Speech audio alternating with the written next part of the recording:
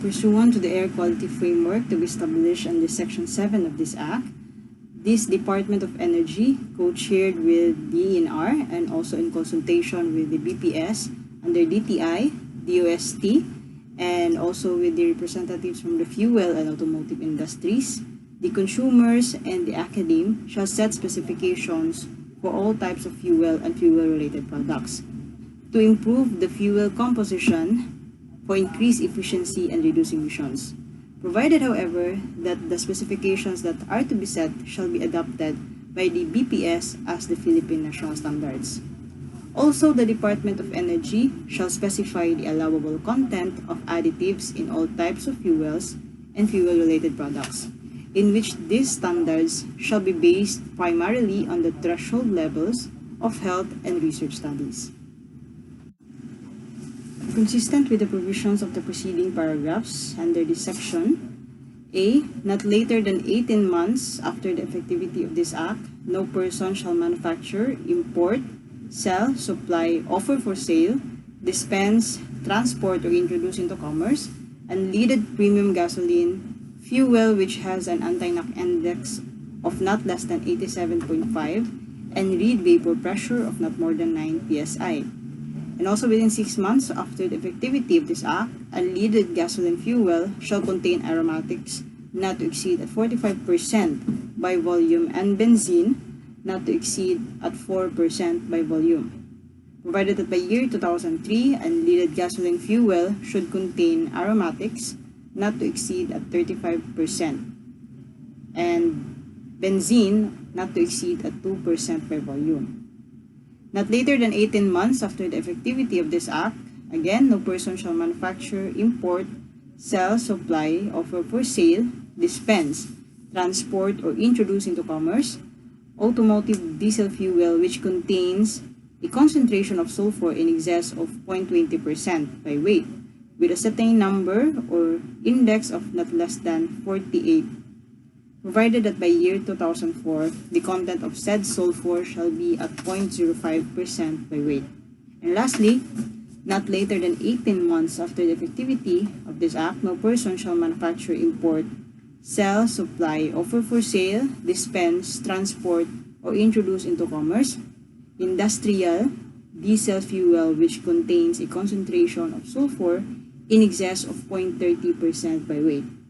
And every 2 years thereafter, or as the need arises, the specification of these unleaded and industrial diesel fuels shall be reviewed or revised in accordance with the provision of this Act. Under Section 27 of this Act, the regulation of fuels and fuel additives, the Department of Energy, also in coordination with the DENR and BPS, shall regulate the use of fuel or fuel additives, in which no manufacturer, processor, trader may import, sell, and offer for sale or introduce into commerce fuel or additives unless it has been registered with DOE. And in terms of registration, it has to indicate the following information. First is the product identity and the composition to determine the potential health effects of this fuel and additives. Second is the description of the analytical technique that can be used to detect and measure the additives in any fuel. Thirdly, recommended range of concentration. And the last thing is the purpose in the use of the fuel and additives. Relative to misfueling, in order to prevent the disabling of any emission control device by lead contamination, no person shall introduce or cause or allow the introduction of leaded gasoline into any motor vehicle equipped with a gasoline tank filler inlet and labeled unleaded gasoline only. Prohibition of manufacture, import, and sale of leaded gasoline and of engines and or components requiring leaded gasoline.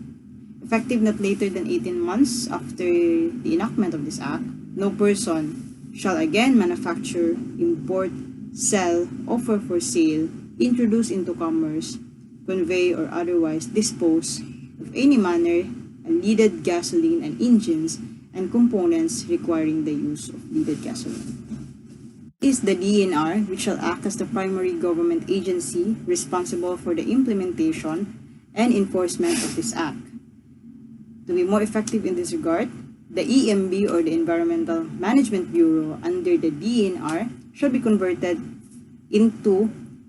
a line bureau from a staff bureau of a period of no more than 2 years. Linkage mechanism: the department shall consult with the other government agencies and also with the non-government organizations and the people's organization. For the LGU in its part, it shall share the responsibility in the management and maintenance of air quality within their territorial jurisdiction. And also, the ENRO, or the Environment and Natural Resources Office,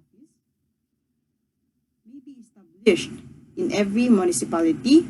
province, or city which is appointed by the chief executive of that province, city, or municipality in accordance with the provisions of Section 484 of RA 7160 or the Local Government Code. For the fines and penalties under this Act, it is stipulated in Section 45, the violation of standards for stationary sources, in which the actual exceedance of any pollution of air quality standards under this Act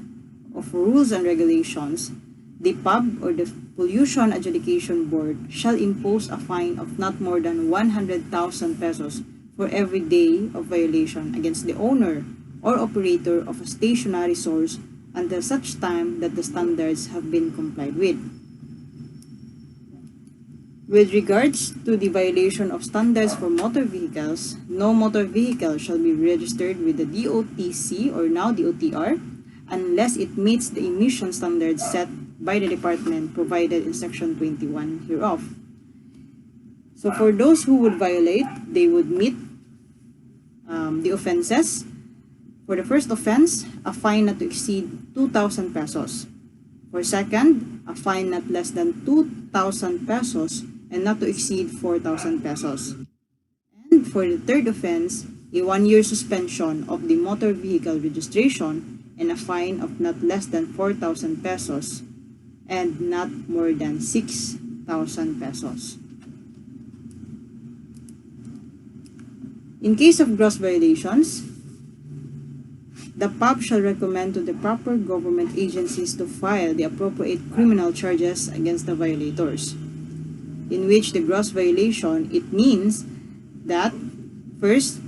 3 or more specific offenses within a period of 1 year. Second, there is a 3 or more specific offenses